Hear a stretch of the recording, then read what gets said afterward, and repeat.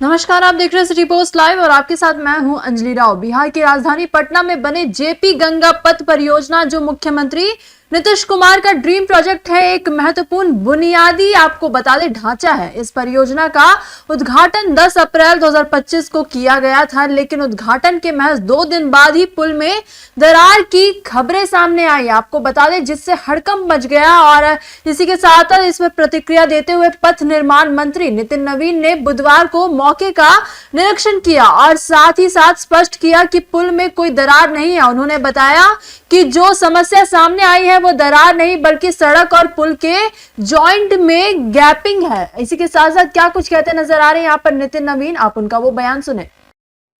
जिस जेपी गंगा पथ को लेकर कोई संशय आई थी, मैंने सभी लोगों को यहाँ पर क्लियर कर रहा हूँ कि जेपी गंगा पथ का जो ब्रिज पार्ट है, कहीं कोई क्रैक्स नहीं, कहीं कोई गैप नहीं है।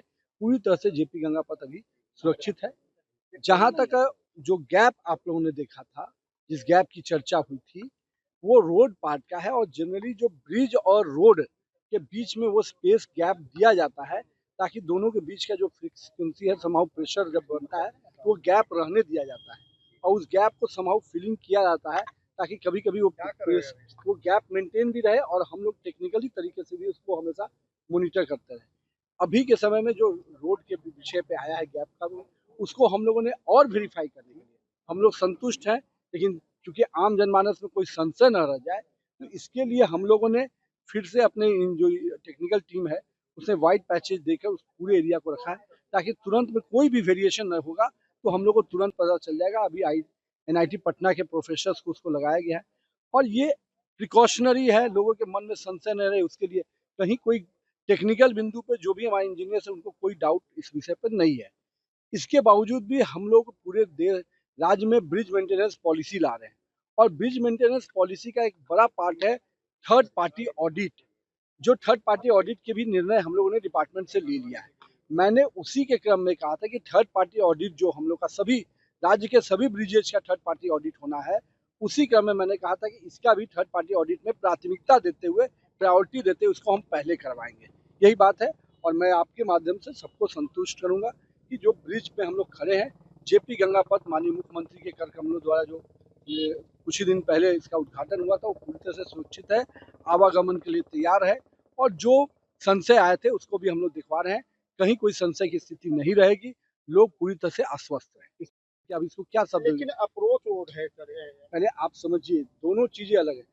जब रोड और ब्रिज दोनों के पार्ट में थोड़ा गैप रहने दिया था कि ब्रिज का जो वाइब्रेशंस होते हैं और रोड मिट्टी पे होता है, ब्रिज पूरी तरह से पिलर पे होता है, तो दोनों के बीच में वो गैप मेंटेन रहता है ताकि वो गैप को, दोनों के बीच का स्ट्रक्चर को स्ट्रेंथन नहीं करके गैप रहने दिया जाता है। उसका टेक्निकल रीजन है, उसको भी समाउ फिलिंग किया जाता है ताकि कभी कभी मान लीजिए, और वो गैप नीचे में वही स्पेस रहता है, ऊपर से केवल फिलिंग करके उसका सरफेस ठीक रखा जाता है।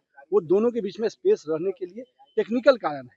अब इस चीज को जो भी हमारे इंजीनियर्स हैं वो बेहतर समझते हैं और हम लोग आपको आश्वस्त कर सकते हैं कि ये कोई थ्रेट नहीं है इस ब्रिज पे, कहीं कोई ब्रिज के पार्ट में थ्रेट नहीं है। और रोड्स में जो रोड पार्ट है वो मिट्टी का जो सिंकिंग कभी कभी होता है तो वो विषय आता है, उसको समाउ हमेशा फिलिंग करके मेंटेन किया जाता है। सर, अगवानी घाट तो आप सुन रहे थे क्या कुछ कहते नजर आ रहे थे नितिन नवीन। इसी के साथ साथ उनका कहना है कि इसका समाधान भी जल्द ही किया जा रहा है। वही मंत्री ने यह भी स्पष्ट किया कि यह तकनीकी रूप से एक सामान्य प्रक्रिया है और इससे किसी भी प्रकार की सुरक्षा समस्या उत्पन्न नहीं होगी। वही 3,831 करोड़ रुपए की लागत से बने इस 20.5 किलोमीटर लंबे पथ का निर्माण दीघा से दीदारगंज तक किया गया है। और आपको बता दें, यह परियोजना राज्य के लिए एक मील का पत्थर साबित होगी और इस घटनाक्रम ने यह सिद्ध कर दिया है कि बड़ी परियोजनाओं में कभी कभी छोटी तकनीकी समस्याएं सामने आती हैं, लेकिन सरकार द्वारा त्वरित समाधान और पारदर्शिता बनाए रखने से जनता का विश्वास बना रहता है। आप क्या सोचते हैं इस पूरी खबर को लेकर? कमेंट सेक्शन में अपनी राय हमें जरूर साझा करें। तो फिलहाल इस खबर में बस इतना ही। आगे खबरों के लिए आप बने रहिए सिटी पोस्ट लाइव के साथ। आपका धन्यवाद।